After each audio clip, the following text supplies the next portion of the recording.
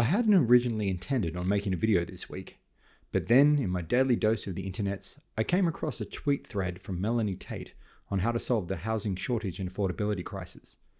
With property prices in the country seemingly going crazy and an election coming on, it's not surprising that this got a fair bit of airplay. But it's a comment that she made that public housing can be funded through capital gains tax receipts when boomers sell off their negatively geared properties that got me wondering if this perception is in fact reality. As I'm currently playing around with ATO data for a project I'm working on with Dr. Elizabeth Morton and Jawad Harb from RMIT University, I thought I'd have a look to see if the presumed profile of boomer landlords is correct. Using anonymized tax record data from the ATO for 2018-19, which is the most recent year available, there were approximately 2.2 million landlords in the country. This equates to just over 15% of taxpayers. The gross rent they charge, or at least record on their tax return, is $21,516 per year, or about $414 per week.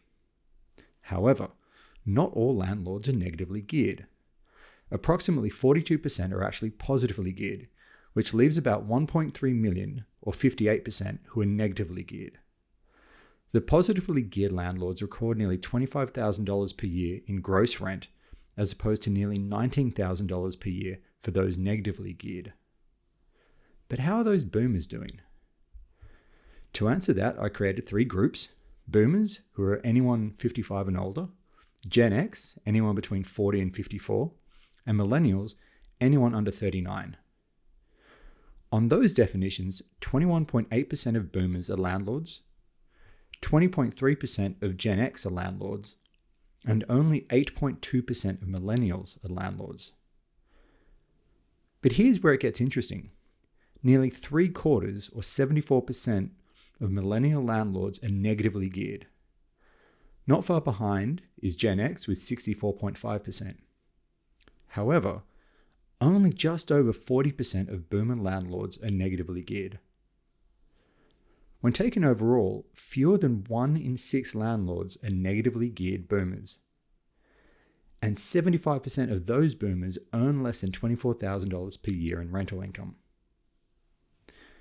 Are there people out there with huge property portfolios earning hundreds of thousands of dollars? Yes, but they are an incredibly small portion of the population. Are there housing affordability and supply issues in Australia? I'd say there most probably are. Is scrapping negative gearing the right policy decision to solve those problems? Honestly, I don't know. But I'd be interested in hearing what you think.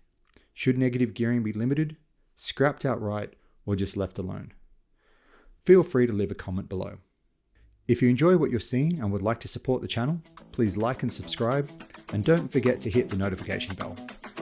Cheers.